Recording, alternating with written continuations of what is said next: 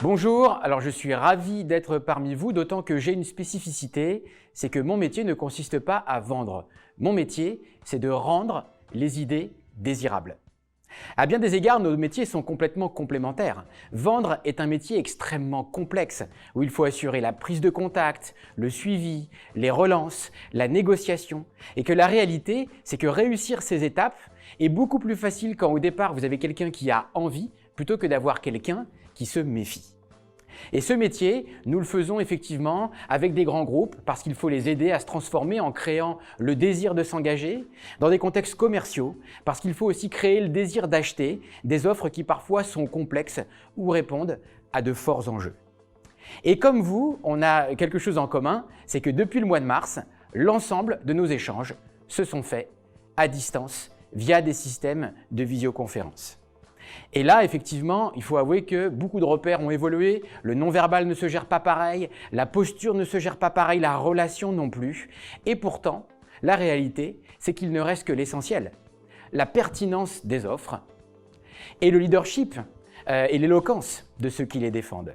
Et c'est de ça que nous allons parler maintenant. Pourquoi? Parce que finalement, visio ou pas visio, physique ou pas physique, pour nous, peu de choses ont changé. Notre vocation est toujours la même, défendre la cause de vos idées. Et ça, c'est un combat que l'on mène ensemble, parce que vous savez aussi bien que moi que vous avez besoin que vos idées soient parfaitement défendues si vous voulez qu'elles puissent voir le jour. Et nous faisons ça depuis 7 ans avec une méthode de storytelling agile que nous avons créée avec mon associé qui s'appelle le Up Story, qui est concrètement une méthode qui permet pas à pas de transformer une idée en une histoire désirable. Et effectivement, nous appliquons ça dans des contextes de transformation stratégique, dans des contextes de transformation commerciale ou dans des contextes de transformation des compétences et du développement de soi. Et c'est dans ce cadre-là qu'on a toujours besoin de rendre les idées désirables. Dans cet objectif, nous avons créé il y a 7 ans une méthode de pitch. Alors le pitch, tout le monde en parle, mais personne ne parle vraiment de la même chose. La réalité, c'est que quand on va au-devant de quelqu'un avec une idée à lui proposer ou une offre à lui vendre, en général, on a quelqu'un qui nous reçoit comme ça. Eh oui, les gens veulent vite savoir où on veut venir. Et souvent, le réflexe est de surargumenter. Alors qu'on sait aujourd'hui via les sciences cognitives qu'il ne sert strictement à rien d'argumenter face à quelqu'un qui, pour une raison ou une autre, a peur, se méfie ou n'a pas envie. Vous perdez du temps et de l'impact. Le pitch, c'est la réponse efficace à la question hautement stratégique « c'est quoi l'idée ?» Pourquoi vous m'arrêtez? Pourquoi vous me parlez de quelque chose qu'a priori je n'ai pas envie d'acheter? Et c'est parce que, avec cette question, vous êtes capable de créer une réponse désirable que vous allez marquer fortement les esprits. Et vous, plus spécifiquement, avez une mission particulière, c'est de créer le désir d'acheter. La définition la plus efficace du pitch qu'on puisse donner, c'est de dire que le pitch, c'est la bande-annonce de votre idée, la bande-annonce de votre offre. Vous êtes tous allés au cinéma et vous avez tous vu une bande-annonce qui vous a donné envie de voir le film. Eh bien, c'est ça. Tout ce que vous allez dire à vos futurs clients qui va leur donner envie d'en savoir plus avant même de commencer à argumenter. Et nous avons tous vu de mauvaises bandes-annonces, vous savez, cette bande-annonce qui donne l'impression d'avoir déjà vu tout le film, et bien ça, effectivement, clairement, ça donne pas envie. D'où effectivement l'importance de développer un réflexe de construire un pitch systématique. Et plus on le fait, plus ça vient vite. La réalité, c'est qu'un pitch se déroule toujours en 3 étapes, et je vais prendre un peu de temps pour vous les expliquer. Quelque chose que je répète souvent, c'est que les gens ne s'intéressent pas à vos idées et à vos offres. Les gens s'intéressent à ce que vos idées et vos offres vont changer pour eux. C'est pour ça que pour avoir un pitch efficace, vous avez besoin d'avoir au cœur ce qu'on appelle une promesse de changement. Quel changement bénéfique votre idée ou votre offre promet à la personne qui est en face? Ça, c'est la manière la plus désirable de formuler votre idée. Mais on ne commence pas par formuler son idée. Avant, il faut être sûr d'avoir pleinement obtenu l'écoute et l'intérêt des gens qui sont en face de nous. C'est pour ça qu'avant de répondre à la question « Quelle est votre promesse de changement ?», vous avez besoin de répondre à une autre question stratégique. Qu'est-ce qui empêche mon interlocuteur de dormir la nuit? Et c'est bien parce que vous êtes capable de présenter votre idée comme une solution à leur problème que vous allez capter quelque chose de bien plus important que l'attention, mais l'intérêt. Et enfin, effectivement, un pitch, même s'il est très court, a toujours besoin d'une conclusion où on va insister sur qu'est-ce qu'on y gagne. Et vous avez là les 3 temps d'un pitch efficace. Alors derrière, il y a une dizaine d'ingrédients qu'il faut savoir maîtriser, mais que je ne peux pas vous expliquer en 10 minutes. En revanche, je voulais vous donner quelques exemples de mise en pratique de ces 3 ingrédients. Et d'abord, la question « Qu'est-ce qui empêche mon public de dormir la nuit ?» qui va vous permettre de capter l'intérêt. Pour vous faire prendre conscience de l'importance et de la valeur de cette question, Andrew Stanton, un des scénaristes de Pixar, a formulé une phrase qui nous aide énormément. Si vous voulez capter l'intérêt des gens, et c'est pour ça qu'on leur raconte des histoires, puisque lui est un expert du storytelling, il dit c'est simple, capter l'intérêt, ça se résume en 3 mots.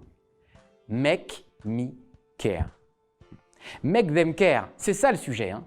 Et effectivement, souvent, on se demande comment on va pouvoir capter l'attention. On a envie que les gens prennent soin de nous, mais la réalité, c'est que si vous avez envie que les gens prennent soin de vous, il faut commencer par prendre soin d'eux. Et la meilleure manière de prendre soin d'eux, c'est d'être clair sur la manière de formuler le caillou qu'ils ont dans la chaussure et que vous leur proposez de retirer. Ça veut dire que votre intro doit être rapide, forte, impactante. C'est ce qu'on appelle le start strong. Souvent, on perd un temps fou à se présenter, à essayer de se légitimer et se crédibiliser, mais vous ne faites que reculer le moment où ça va être intéressant pour ceux qui vous écoutent, le moment où vous allez parler vraiment d'eux. Et là, vous aurez une introduction efficace qui va pouvoir mettre en valeur votre promesse de changement. Et là, la vocation, c'est de créer le désir. C'est Antonio Damasio, en psychologie cognitive, qui nous aide avec une citation extraite de son livre « L'erreur de Descartes ». Les émotions choisissent et la raison justifie. Ça, c'est quelque chose qui est très important à ancrer profondément dans sa pratique. L'essentiel des décisions qu'on prend, on les prend parce qu'on a envie. Et la raison s'active dans un deuxième temps pour justifier bien souvent un choix que l'on a déjà fait. Et il est important de respecter cet ordre parce que c'est comme ça que notre cerveau fonctionne.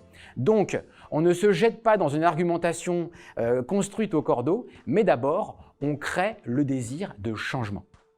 À titre d'exemple, il y a une vidéo d'un consultant en marketing qui est édifiante et qui est passionnante à bien des égards. C'est l'histoire que raconte Simon Sinek, consultant en marketing très connu, américain, qui se retrouve dans un congrès aux États-Unis avec un de ses amis qui lui propose de lui présenter le CEO de General Electric. Alors évidemment, il est ravi de le rencontrer et quand il se retrouve devant lui, la personne polie, le patron poli, lui demande « Et vous, qu'est-ce que vous faites dans la vie ?» Et il explique à ce moment-là que s'il dit « Mon métier, c'est d'être consultant en marketing », la conversation est pratiquement déjà terminée. Ce grand patron en a déjà vu peut-être une 50aine depuis le début de la journée.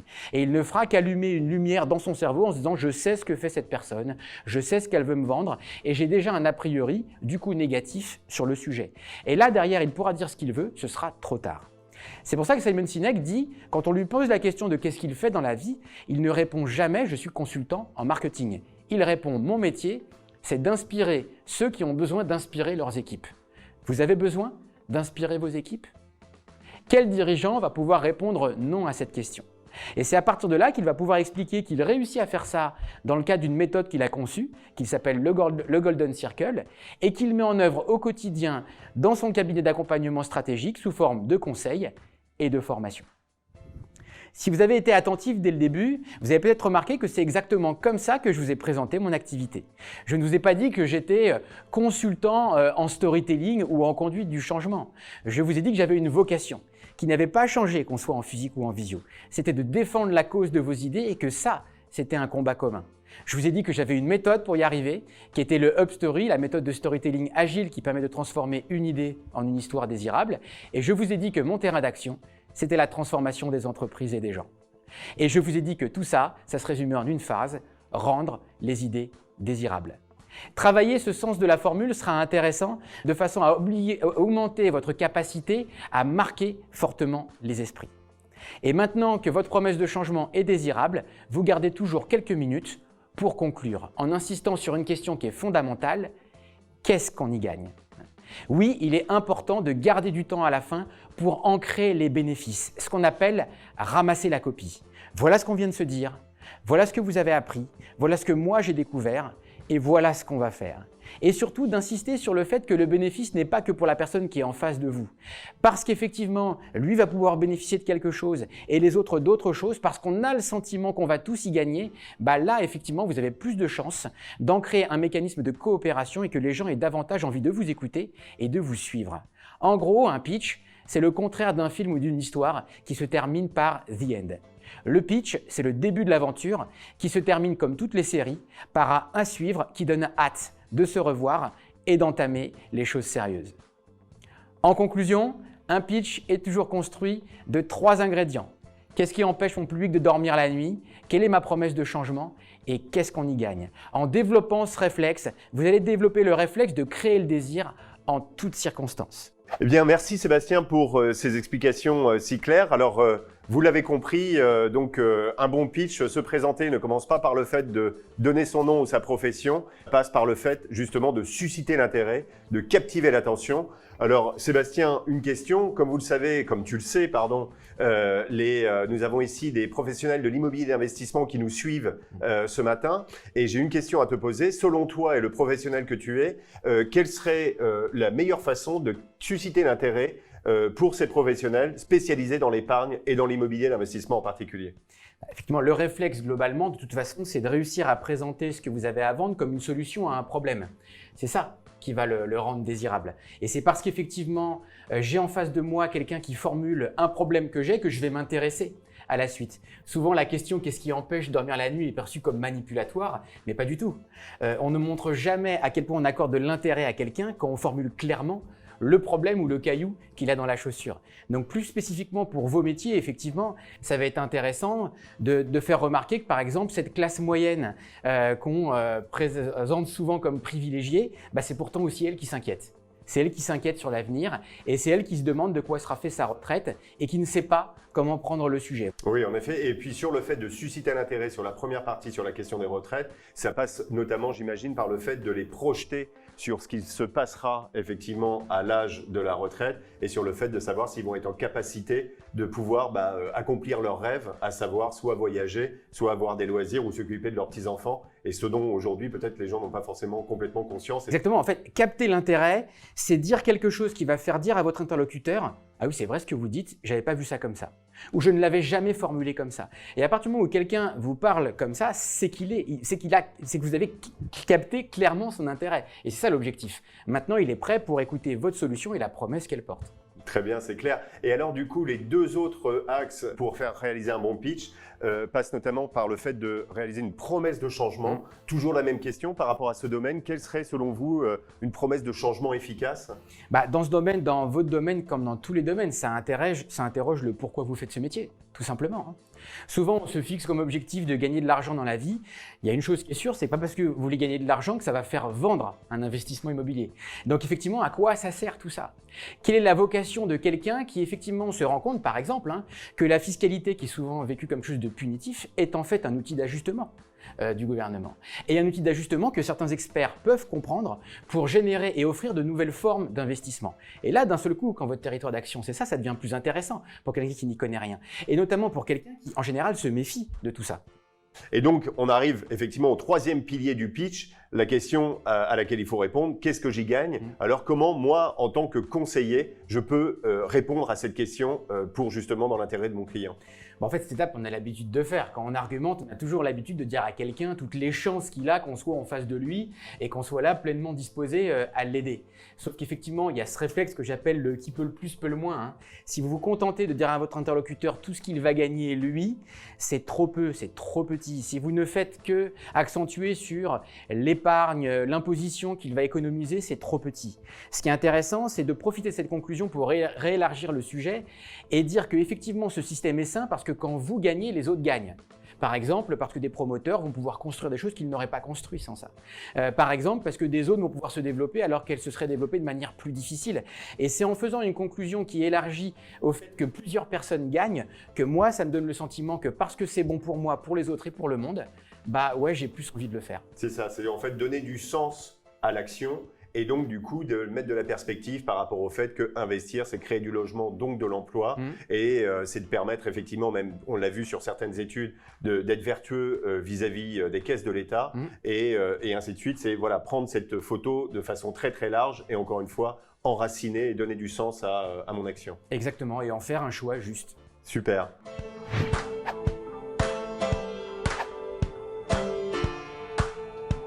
J'ai eu l'occasion d'insister sur le fait que quand il s'agit de structurer un message, le fait qu'on soit en physique ou en visio ne change pas grand-chose. Un pitch reste un pitch, il est là pour créer le désir, et le storytelling reste le storytelling, il est là pour donner un rôle à jouer à ceux qui vous écoutent. En revanche, tout ce qui est de l'ordre de l'expression du leadership et de la personnalité est fortement impacté par le fait que la relation se fait via les écrans, via les caméras, à distance. À ce titre, j'aimerais vous poser une question. Pour vous, quelle est la différence entre un beau parleur et un bon orateur? Je suis sûr que tout le monde a un avis sur la question. Je vais vous partager le mien. En fait, il n'y a pas de différence. Quand on a en face de nous un beau parleur ou un bon orateur qui parle, on a envie d'en savoir plus. On a envie de lui poser des questions. Pourquoi? Parce qu'il n'y a que le temps qui va permettre de différencier le beau parleur du bon orateur. Le réflexe, quand on écoute quelqu'un parler, c'est de réfléchir et d'analyser la confiance que l'on peut accorder à la personne qui est en face de nous. Et on a deux manières de le faire. Mesurer la sincérité, quelle confiance j'accorde à la parole qui m'est donnée, et l'engagement. Quelle confiance j'accorde à la motivation de la personne qui est en face de moi. Parce que la réalité, c'est que si vous n'êtes pas motivé à vendre, pourquoi la personne en face de vous devrait être motivée à acheter? Et cette notion de confiance est aussi vraie que l'on soit en physique comme à distance. En revanche, effectivement, en distance, via la caméra, beaucoup de choses changent. Et du coup, il faut savoir se préparer à exprimer son leadership à distance. Et notamment se poser une question et définir le bon objectif. Quand on parle de confiance, on a envie d'obtenir rapidement la confiance des autres. Mais la réalité, c'est que la confiance n'est pas quelque chose que l'on décrète. C'est quelque chose que l'on vous accordera ou pas. En revanche, il y a une question qu'il est important de vous poser. En attendant qu'on m'accorde de la confiance, est-ce que moi, je suis digne de la confiance que j'attends? Et ensuite, il y a un objectif, un bon objectif à se poser. En attendant d'avoir cette confiance, moi, je vais faire confiance à mon interlocuteur et je vais me faire confiance à moi. Cet objectif de développer une technique pour faire et se faire confiance a amené chez nous la création au sein du UpStory d'un modèle de leadership qu'on appelle l'objectif de présence. Comment garantir et amplifier l'impact de ma présence aura vis-à-vis de mes interlocuteurs? Cela revient à travailler la narration, maîtriser la narration pour développer la confiance en votre projet et votre offre. Cela revient aussi à maîtriser vos émotions pour transmettre la confiance en vos intentions. Et cela revient enfin à maîtriser la relation pour développer la confiance que vous accordez à votre auditoire. Prenons un petit peu de temps sur les deux premiers. On en a déjà parlé. Maîtriser la narration est quelque chose d'essentiel parce que c'est ce qui va transmettre la confiance en votre idée. C'est ce dont on a parlé quand on développait les techniques pour construire son pitch ou son storytelling. Et oui, dans notre tête, les choses sont souvent comme ça, très compliquées. Et que pour aller d'un point à un autre, il y a plein de chemins. Il est temps de se préparer avant. Pourquoi? Parce que embarquer quelqu'un, générer de l'adhésion, c'est l'accompagner sur le chemin que vous avez en tête, sur le chemin de votre idée. À vous de bien vous préparer en amont pour avoir plus d'impact. Une fois que vous maîtrisez la narration et que vous savez que vous allez pouvoir transmettre la confiance en votre idée, vous allez devoir travailler et développer les outils pour maîtriser vos émotions et notamment transmettre la confiance en vos intentions. Là-dessus, les thérapies cognitives et comportementales nous donnent aujourd'hui des outils qui nous aident à travailler sur nous et de mieux comprendre les autres. Et notamment un triangle issu des travaux d'un chercheur qui s'appelle Beck et qui a montré qu'il y a chez nous, dans l'état d'un être humain à un instant T, un équilibre permanent entre les émotions qui l'animent, entre les pensées qui occupent son esprit et le comportement qu'il adopte. Et à chaque fois qu'une émotion, qu'une pensée ou qu'un bout de votre comportement va bouger, le reste va s'adapter. Exemple, vous êtes en train de parler à votre interlocuteur et tout à coup quelque chose vous stresse. Vous ressentez une émotion forte, peut-être suite à une question ou parce que quelque chose vous vient subitement à l'esprit. Automatiquement, cette inquiétude que vous allez ressentir va changer la manière dont vous pensez les choses. Vous allez peut-être chercher à parler plus vite, à en finir plus vite parce que vous sentez que vous êtes inconfortable et votre comportement va s'adapter aussi. Vous allez effectivement peut-être un peu plus bafouiller comme je suis en train de le faire parce que je suis justement en train de penser à une situation de stress. Bafouiller, aller plus vite, bouger un peu plus les pieds ou les mains, bref, faire ressentir que vous avez d'un seul coup une émotion qui est inconfortable. C'est la même chose avec les pensées qui vous animent. Si vous allez au-devant d'un client en pensant que c'est un pigeon que vous allez pouvoir plumer, à un moment donné, cette pensée qui vous anime, il y a de fortes chances que ça puisse se ressentir dans l'émotion qui est la vôtre et dans le comportement que vous adoptez. Vous avez en face de vous, que l'on soit en physique ou en visio, des cerveaux, le cerveau de vos interlocuteurs qui sont optimisés pour essayer en permanence de mesurer la confiance que l'on peut vous accorder. Donc attention à ce que vous pensez. Et ça rejoint le travail qu'on a fait sur le pitch et le storytelling. Plus vous donnez du sens à ce que vous faites, plus vous êtes convaincu que ce que vous faites est utile et plus vous serez aligné entre ce que vous dites et ce que vous ressentez. Et ça va vous permettre d'accompagner votre auditoire le long du chemin de votre pensée, mais aussi le long du chemin de vos intentions. Vous allez ressentir à la fois de la déception, du doute, de l'envie, de la hâte, et c'est parce que vous êtes animé par ces émotions que vous allez pouvoir transmettre votre motivation. Et ça, que vous soyez en physique comme en visio. On a l'habitude de dire que le visio change les choses au non-verbal, pas du tout. Même le masque ne change rien au non-verbal puisque l'essentiel des informations que instinctivement on va aller chercher se situe au niveau du masque. Et donc souvent, le regard et le plissement des yeux suffit à essayer de lire les émotions qui animent la personne qui est en face de nous.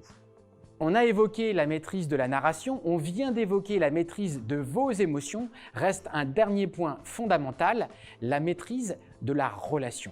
Et oui, là pour le coup, beaucoup de choses changent dès que l'on est à distance. Oui, c'est plus compliqué, oui, il y a des outils qu'il faut apprendre à maîtriser, mais la réalité, c'est que la visio n'est qu'un canal supplémentaire pour élargir votre influence. Et sachez que si vous doutez et que si vous hésitez à y aller, vous ne faites que laisser le champ libre à tous ceux qui ne doutent pas. Dès les premières semaines de confinement, la préparation des appels d'offres est la première chose et la première mission qui a repris. Sachez qu'effectivement, on a eu à préparer des réponses à des appels d'offres par téléphone, des choses qui auraient été impensables ne serait-ce que quelques semaines auparavant. La nécessité de se mettre en mouvement et de trouver des solutions fait que oui, à un moment donné, on cherchera toujours le meilleur outil pour pouvoir avancer quand même, et que la visio permet très largement d'obtenir suffisamment d'informations pour avancer. Et surtout, elle rend claire votre responsabilité en tant que leader. Oui, souvent, on a l'habitude de se méfier des autres et des réactions qu'ils peuvent avoir quand on s'adresse à un public. Mais sachez que quand on parle à des gens, c'est notre interlocuteur qui donne du sens à ce qu'on est en train de faire. Parler tout seul, ça ne pose de problème à personne. C'est bien parce qu'il y a un enjeu sur la parole à faire changer la personne qui est en face de nous que d'un seul coup, effectivement, tout cela met du stress et nécessite que l'on se prépare. L'analogie qu'on aime répéter, c'est de faire de l'orateur, de la personne qui parle, un guide. Comme un guide touristique qui vous accompagne à visiter un château. Il n'est pas là pour vous vendre le château, il est là pour vous transmettre la passion, les convictions qui l'habitent. Et c'est parce qu'il nous a transmis ces convictions que nous-mêmes, on n'oubliera jamais la visite qu'on vient de faire. Quand vous faites une proposition, quand vous présentez une offre, c'est de la même manière. Vous n'êtes pas là pour essayer de montrer que l'offre est bien. Vous êtes là pour faire visiter à quel point vous êtes fier et heureux d'avoir pouvoir dénicher ça pour votre client. D'autant qu'effectivement, votre domaine est sensible. J'aime effectivement l'analogie de l'orateur comme un guide de haute montagne aussi, qui est là pour assurer la sécurité de son interlocuteur. Les gens en face de vous ont des doutes, s'inquiètent, savent qu'il y a beaucoup d'argent qui est en jeu. Et du coup, votre métier, c'est aussi de savoir les alerter pour pouvoir vraiment les rassurer. Parce qu'au final, si vous développez le réflexe de leur dire « Attention, je ne sais pas si on vous l'a dit, mais sur ce type d'offre, on risque ça, ça ou ça ». Si d'un seul coup, il s'avère que vous êtes le premier à leur dire, automatiquement, ils vous accorderont plus de confiance à vous qu'à ceux qui ont donné le sentiment de mettre la poussière sous le tapis. À partir de là, effectivement, que vous soyez en physique ou en visio, ce n'est plus qu'une histoire de maîtrise des outils. Et il est là le sujet. Quand vous êtes en visio, effectivement, la relation est désintermédiée et il faut prendre soin de cette technique. Pourquoi? En particulier du son, parce qu'effectivement, on sait qu'on pourra vous pardonner une image qui n'est pas bonne, on ne vous pardonnera pas un son qui n'est pas bon. Et c'est en ça qu'il est important de maîtriser la relation. Si pour une raison ou pour une autre, la technique ne sert pas votre objectif de présence, reportez le rendez-vous. Il ne sert à rien de chercher à vouloir y aller jusqu'au bout si un problème technique survient. Au contraire, la maîtrise de la narration, c'est savoir dire « Vous savez, ça veut dire que ce n'est pas le bon moment pour se parler aujourd'hui et si nous reprenions un autre rendez-vous ». Il y a un autre aspect de la relation à distance que vous allez sûrement avoir à prendre en charge et que vous ne faisiez pas avant. C'est que vous allez avoir des choses à montrer. Et ça va vous amener à devoir davantage utiliser PowerPoint et l'impact qu'on peut avoir. En entreprise, PowerPoint est synonyme d'ennui et de réunions pénibles. Mais la réalité, c'est qu'on a pris l'habitude, quand on perd le match, c'est toujours à cause de la raquette. PowerPoint peut être un outil extrêmement puissant et impactant quand on sait bien s'en servir. On a l'habitude de dire qu'on retient 7 fois plus un message quand il est associé à une image. Et c'est cet impact qu'il va être important d'aller chercher. 3 types de slides vont vous aider à augmenter l'impact de vos prises de parole. J'ai aimé vous faire tout à l'heure l'analogie entre l'orateur et le guide. Et bien, ça va vous amener à avoir des slides naturellement plus épurés. Grosso modo, quand je parle de slides épurés, tout le monde me dit « Oui, Sébastien, je suis d'accord, regarde mes slides ». Mais force est de constater qu'on n'a pas tous le même sens de l'épure. Si vous vous imaginez en tant qu'orateur comme un guide, vous allez avoir 3 types de slides. Pourquoi? Parce que le guide a 3 types de moments forts quand il vous accompagne. D'abord, il y a ce qu'on appelle les key points, le clou du spectacle, ce que vous vous attendiez clairement à voir. Et là, évidemment, on va avoir des slides naturellement épurés, avec des images plein format et des messages simples. Si le moment clé, c'est la visite et la découverte d'un immeuble ou d'un appartement, arrêtez de multiplier les petites vignettes partout. Multipliez les slides où on voit clairement et où on peut se projeter, vivre à l'intérieur. Et ce seront vos key points. Ensuite, quand on suit une visite, il y a un autre type de moments particuliers qui sont ce qu'on appelle les checkpoints. C'est le moment où le guide vous dit, vous savez quoi, une fois que vous aurez visité cette pièce, on se retrouvera dans ce coin au calme. Pourquoi? Parce que le guide sait que pour comprendre ce que vous venez de voir ou pour vous préparer à ce que vous allez voir, il a besoin de vous donner des explications. On l'a vu, vous aussi, votre métier est complexe et vous avez beaucoup de choses à expliquer pour que vos interlocuteurs comprennent les enjeux. Et c'est ça le checkpoint. Des slides qui vont peut-être être plus chargés, que vous allez construire par des animations successives et qui ont pour vocation de faire comprendre quelque chose. Dans ces cas-là, avec les systèmes de visio, il sera parfois intéressant de retirer votre image pour que les gens puissent voir la slide en grand. Pourquoi? Parce qu'effectivement, plus il y a de choses sur les slides, plus elles seront compliquées à lire. Et puis, il y a un dernier type de slide qu'on appelle les fun points. C'est le moment où le guide se fait plaisir, le moment où le guide vous montre quelque chose qu'on ne s'attendait pas à voir, ou vous fait sourire, vous surprend. Les fun points, c'est ces moments qui ne sont pas du tout indispensables dans la narration, mais qui vont créer de la complicité avec les gens qui vous écoutent. N'hésitez pas à marquer les moments de vos histoires avec des slides comme celle-ci, qui vont créer et alimenter une complicité entre vous et vos interlocuteurs. Et plus vos slides seront épurés, plus vous alimenterez cette relation de proximité avec votre auditoire. La réalité, c'est que vous avez besoin de créer un duo magique entre vous qui incarnez votre projet et votre offre et votre contenu qui va augmenter l'impact et la mémorisation des idées que vous êtes venu transmettre. Et il est beaucoup plus efficace d'avoir un duo avec des slides épurés qu'avec des slides complexes qui font perdre l'attention de l'auditoire. Et c'est bien en développant ces techniques et en maîtrisant les outils que vous allez toujours mieux maîtriser la relation avec votre auditoire. En conclusion, qu'on parle de pitch, de storytelling ou de leadership, l'objectif n'est pas de devenir un super vendeur. L'objectif est qu'à chaque fois que vous avez l'occasion de vous adresser aux autres, ce soit l'occasion d'exprimer le leadership d'opinion qui vous anime sur le sujet dont vous avez une expertise. Ce qui est passionnant quand on a vocation à devenir un leader d'opinion, c'est que le leader d'opinion, c'est pas le plus fort, c'est pas le plus chef, c'est pas le chef. Le leader d'opinion, c'est celui qu'on appelle parce que son avis compte. Et c'est la meilleure chose qui puisse vous arriver. En revanche, la réalité, c'est que ça change beaucoup de choses. Le pitch et le storytelling en termes de technique, le leadership en termes de gestion et d'animation de la confiance. Et ça vous met un peu comme dans Matrix, lorsque Neo se retrouve face à Morpheus, que Morpheus lui dit la vérité et il lui dit maintenant tu as 2 solutions. Soit tu prends la pilule bleue et demain matin tu auras oublié tout ce que j'ai dit, soit tu prends la pilule rouge et tu te souviendras de tout ce que j'ai dit et que ça va être très dur, mais on pourra mener ce combat ensemble. Et c'est tout ce que je vous souhaite, prendre conscience des changements que la visio va appliquer et générer dans votre vie pour devenir de meilleurs humains, de meilleurs vendeurs. Merci Sébastien, merci pour effectivement ces explications extrêmement claires sur le leadership. Alors moi j'ai 3 questions du coup à te poser à ce stade. On a compris que la question du leadership passait par un élément fondamental qui est la confiance. La confiance que j'inspire moi en tant que professionnel, la confiance vis-à-vis du produit et la confiance vis-à-vis de l'organisation. Alors première question, quelles sont les 2 clés majeures en fait pour inspirer confiance ? C'est ce que j'évoquais rapidement sous forme de sincérité et d'engagement. C'est-à-dire qu'à un moment donné, effectivement, tout le monde cherche à mesurer la confiance qu'on peut accorder à quelqu'un. On fait tout ça, consciemment ou pas, et que le premier vecteur, effectivement, c'est la confiance en la parole. Quelqu'un me parle, qu'est-ce qui fait que je me dis « Oh, c'est génial, je ne le savais pas » ou d'un autre côté que je me dis ouais, c'est bizarre, il faudra que je vérifie quand même.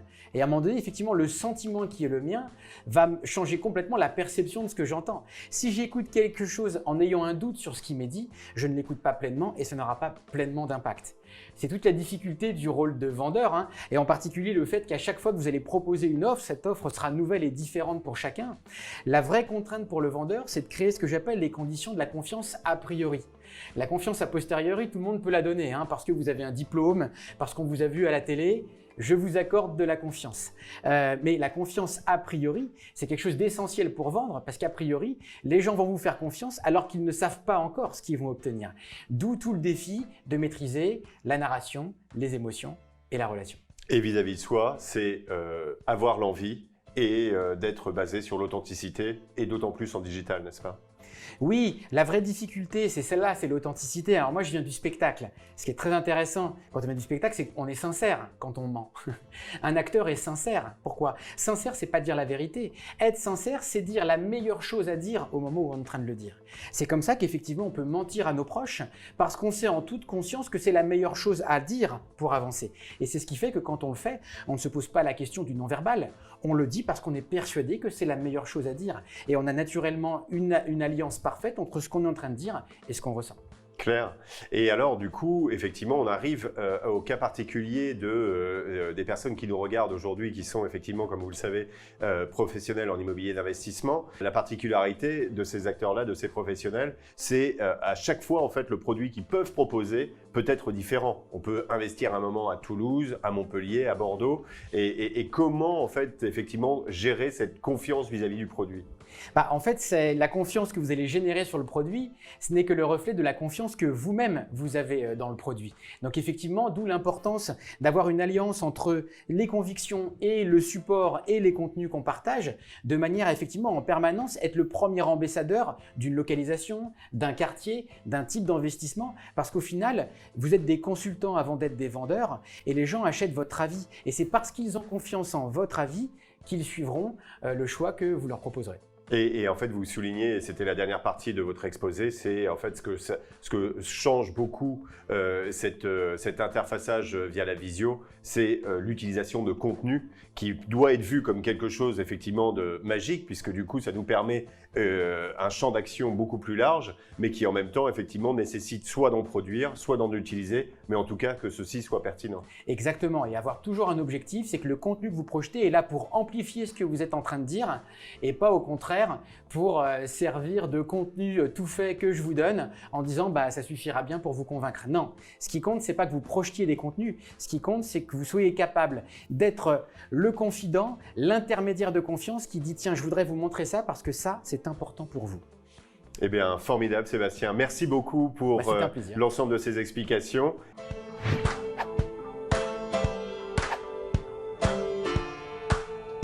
Je vous ai dit un peu plus tôt que le premier outil de communication dont vous aviez besoin pour être efficace avec votre interlocuteur, c'est de vous outiller pour savoir créer le désir d'en savoir plus en toutes circonstances.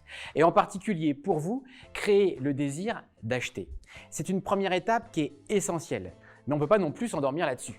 C'est pas parce que vous avez créé le désir que d'un seul coup, tout le monde se jette sur vous pour acheter ce que vous avez à vendre. Il va y avoir des objections à lever et c'est parfaitement normal. Ce qu'on a l'habitude avec la méthode Upstory, c'est de dire qu'une idée, c'est comme un aimant. Elle a d'abord un pôle attractif, mais aussi un pôle répulsif.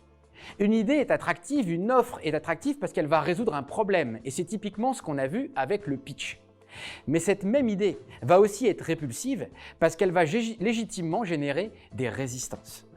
Raconter une histoire à votre interlocuteur, c'est l'entraîner naturellement et légitimement du problème que vous proposez de résoudre jusqu'aux résistances que vous savez pouvoir lever.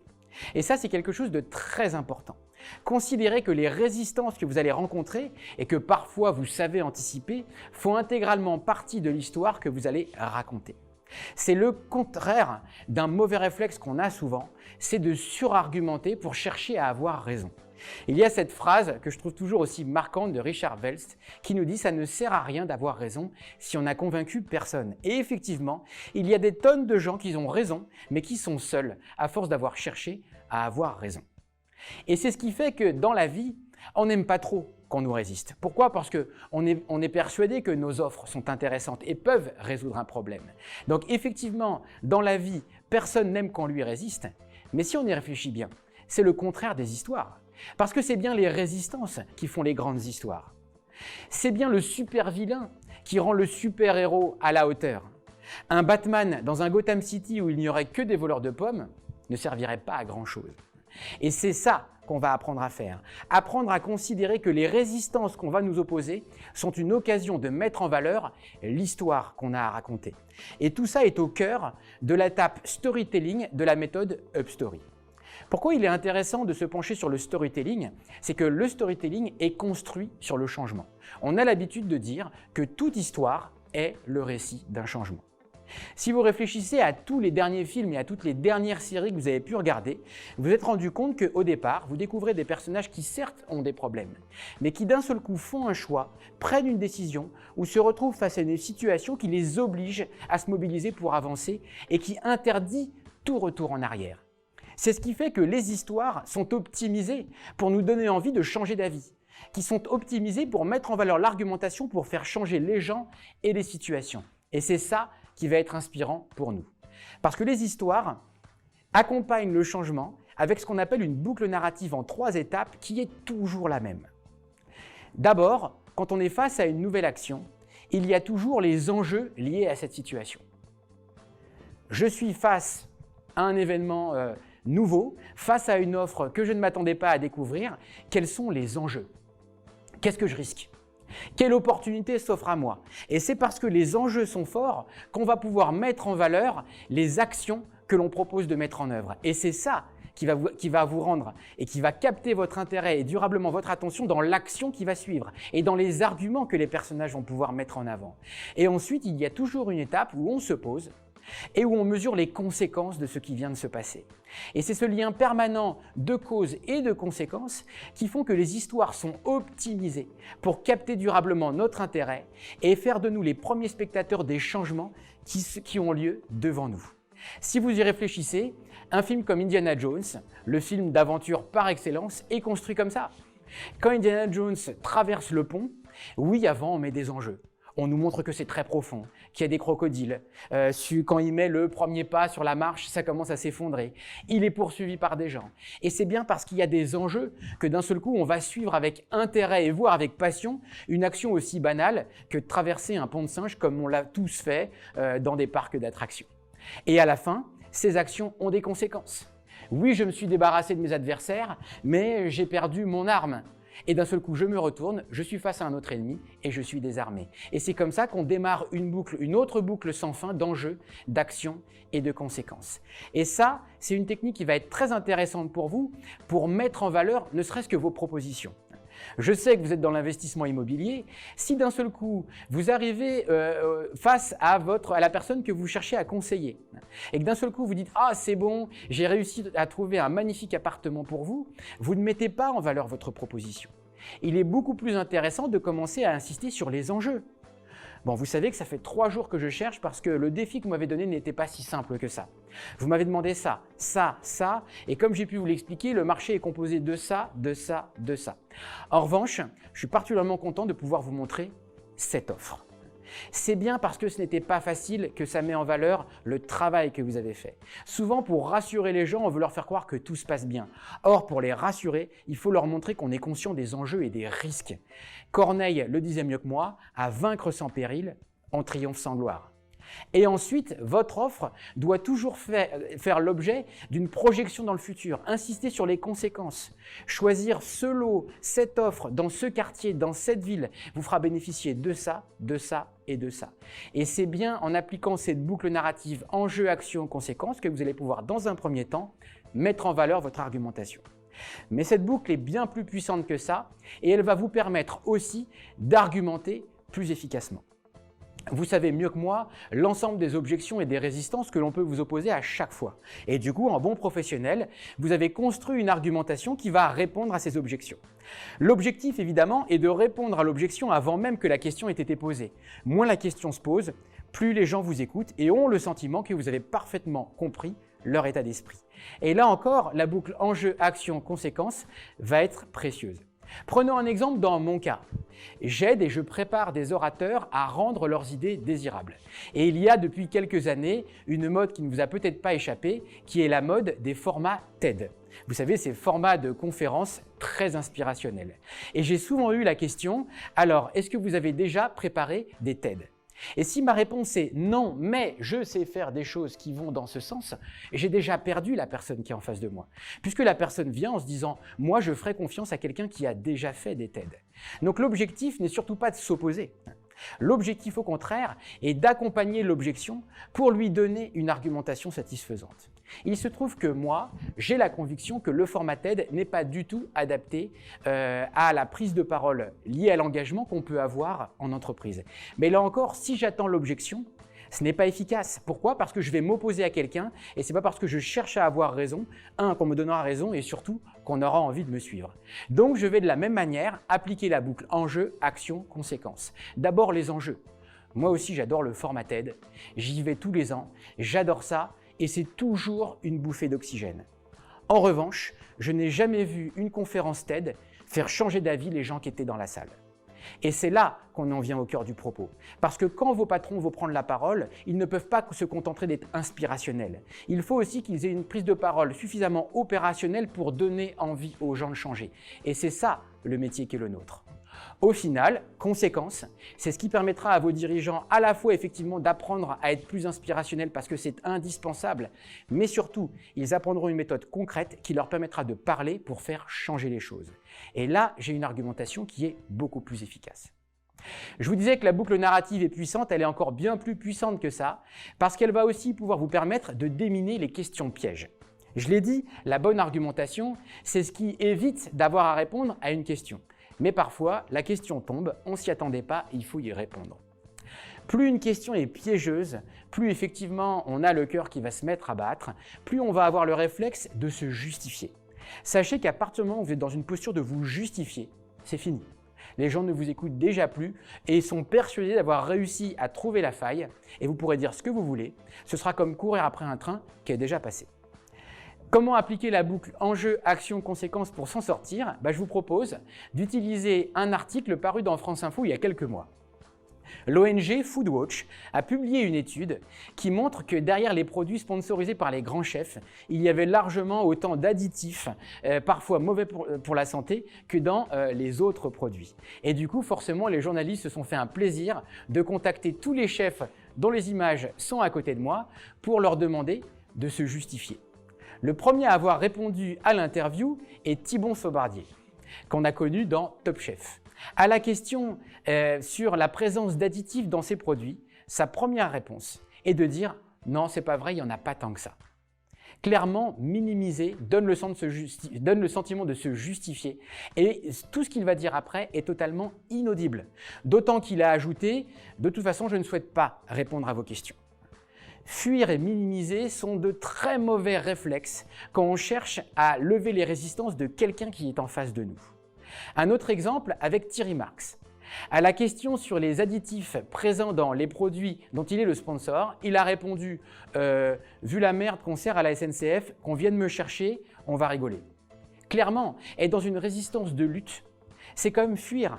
C'est pas comme ça qu'on embarque les gens. On ne fait que les braquer et les décider de ne pas faire affaire avec vous. Un entrepreneur a été interrogé. Le patron de Tribala Noyal, qui représente notamment la marque Sojasun. Sur la présence des additifs dans ses produits, il répond de manière beaucoup plus efficace. Il explique que oui, on sait que c'est un point d'amélioration qu'on a sur le produit et sur lequel on travaille. Qu'est-ce qui est efficace ? C'est qu'il donne le sentiment d'avoir compris la résistance et de la légitimer. Oui, vous avez raison, il y a des additifs et ce n'est pas acceptable. En faisant ça, il montre qu'il a fait l'effort de comprendre quelle était la résistance derrière la question. Et parce qu'il montre qu'il a compris la résistance, il nous donne envie d'écouter la réponse. En revanche, il enchaîne en disant « et ce n'est pas un sujet qu'on prend à la légère chez nous ». Tout ça est totalement incantatoire et ne sert strictement à rien. Une fois qu'on a formulé les enjeux, on a envie d'actions et d'arguments concrets. Et c'est ça qu'il n'a pas réussi à faire. Je vais terminer avec un dernier exemple, avec le chef Michel Saran, qui de la même manière a été interrogé sur les produits qu'on peut trouver dans les wagons-bars de la SNCF. À la question sur les additifs présents dans ces produits, il a répondu « Quand il y a le nom d'un chef associé, ça fait mal et j'en suis conscient ». Et il a parfaitement identifié la résistance. Pourquoi les journalistes prennent tant de temps pour appeler tous ces chefs? C'est parce qu'ils sont connus, c'est parce qu'ils sont célèbres, c'est parce qu'ils font à la promotion, ils font à la télé la promotion du savoir bien manger et qu'ils ne l'appliquent pas au quotidien. Ça fait mal et c'est très important de le formuler. En faisant ça, il se met dans les baskets de ceux qui sont en face de lui. En revanche, il ne se contente pas de formuler leurs enjeux. Il va compléter avec les siens.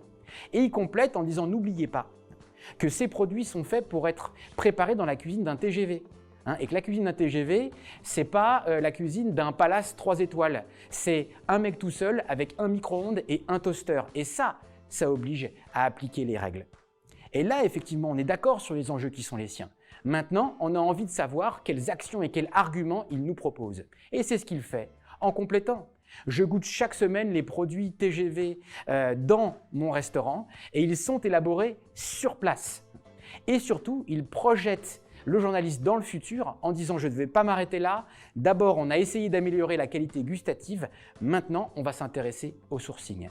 Enjeu, action, conséquence, voilà la recette pour aller chercher quelqu'un qui est contre vous, qui a des objections et des résistances contre vous, pour aller le chercher sur son terrain et le ramener sur le vôtre. En conclusion, je voudrais vous partager une citation de Maya Angelou. « Les gens oublieront ce que vous avez fait, les gens oublieront ce que vous avez dit, mais les gens n'oublieront jamais ce que vous leur avez fait ressentir. » Ce qu'on est en train de voir, les techniques que je partage avec vous, sont valables aussi bien en physique comme en visio. En revanche, elles interrogent votre sincérité, elle interroge votre engagement et elle interroge l'ensemble des émotions qui vous habitent et que vous avez envie de partager avec ceux qui sont en face de vous. Et c'est comme ça que vous marquerez fortement les esprits avec des structures narratives comme celle que je viens de vous présenter. Et surtout, n'oubliez pas que votre rendez-vous se soit bien passé ou pas, à la fin, il ne reste toujours que des histoires.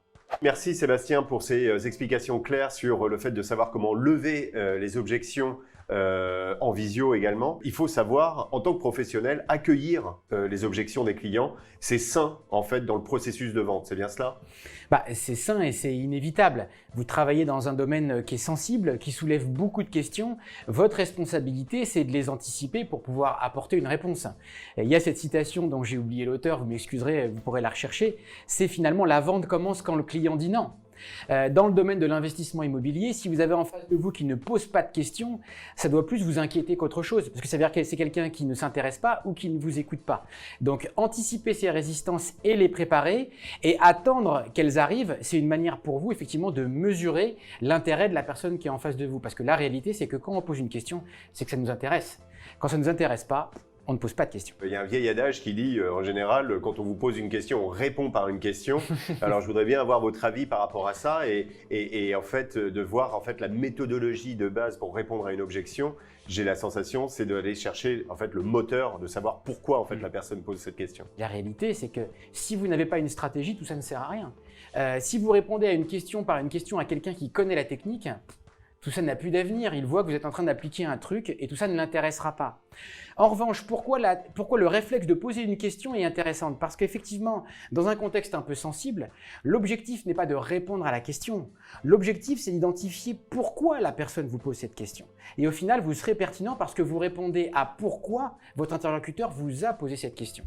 Et donc là, effectivement, ça veut dire écouter la tonalité, c'est écouter la posture et parfois interroger la question tant qu'on n'est pas sûr. Clair, clair. Et alors pour revenir effectivement sur le domaine qui nous occupe, à savoir l'immobilier d'investissement, on a souvent des objections qui sont de l'ordre c'est trop cher, j'ai pas le budget, ou c'est pas pour le moment, c'est pas pour moi. Et donc du coup, la question, on voit souvent derrière qu'il y a quelque chose qui est de l'ordre de la peur de s'engager. Et en tant que professionnel, du coup, est-ce que vous avez un conseil à délivrer aux personnes qui nous regardent aujourd'hui pour savoir comment traiter concrètement en fait ce type d'objection? En fait, toujours de la même manière, identifier le pourquoi toutes ces questions et légitimer l'émotion et le sentiment qui est derrière. En général, quand on a eu plusieurs rendez-vous avec quelqu'un et que les questions continuent à fuser et qu'on se rend compte que ces questions, on y a déjà répondu maintes et maintes fois, c'est qu'il y a anguille sous roche. Si le prix bloque, si l'emplacement bloque alors qu'on a déjà répondu à tout ça, c'est clair, vous avez en face de vous quelqu'un qui cherche une porte de sortie. Si ce que vous identifiez, c'est la peur de s'engager, la peur de signer, clairement, il faut arrêter de répondre aux questions. Pourquoi? Parce que le pourquoi l'emplacement ou pourquoi le prix n'est plus du tout le sujet. Le sujet, c'est la peur. Et du coup, effectivement, vous pourrez vous sortir de cette démarche en proposant d'arrêter d'ailleurs, et de dire, mais vous savez, enfin, je ne sais pas dans quel état vous êtes, mais à cette étape-là du travail qu'on fait ensemble, c'est normal d'avoir peur. C'est normal de s'inquiéter et de se dire, mince, est-ce que je fais bien? Ça m'engage sur longtemps, avec des choses que j'ai compris mais que je ne maîtrise pas complètement. C'est pour ça que je suis là et pour y répondre. Maintenant, si à un moment donné vous vous inquiétez sur l'avenir, il faut qu'on en parle tout de suite. Parce que sinon, vous comme moi allons perdre du temps. Et d'un seul coup, le fait de poser les choses à plat et de les rendre plus sereines permet effectivement derrière de rationaliser davantage et de pouvoir vraiment répondre aux questions qui comptent. Comment je suis sûr que cet investissement va me faire gagner? Crever l'abcès en quelque sorte. Clairement. Et dernière question, justement, toute cette méthodologie, cette technique appliquée à la visio, j'ai l'impression effectivement que du fait de la possibilité de couper très très vite la relation, fait qu'on a la nécessité individuellement en tant que professionnel d'être encore plus aguerri sur ces concepts-là et encore plus authentique dans sa relation avec la personne qui est de l'autre côté de l'écran. Oui, en fait, j'ai eu l'occasion de répéter que pour nous, en fait, tout ça ne change pas grand-chose. Qu'on parle de pitch ou de storytelling, que vous soyez en physique ou à distance, ne change pas grand-chose. En revanche, effectivement, le fait d'être à distance met une tension et une pression. Vous pouviez avoir des techniques en présentiel qui ne sont plus du tout valables à distance. Effectivement, quand on reçoit quelqu'un chez soi, même quand l'entretien ne se passe pas comme on veut, on hésite à le mettre dehors.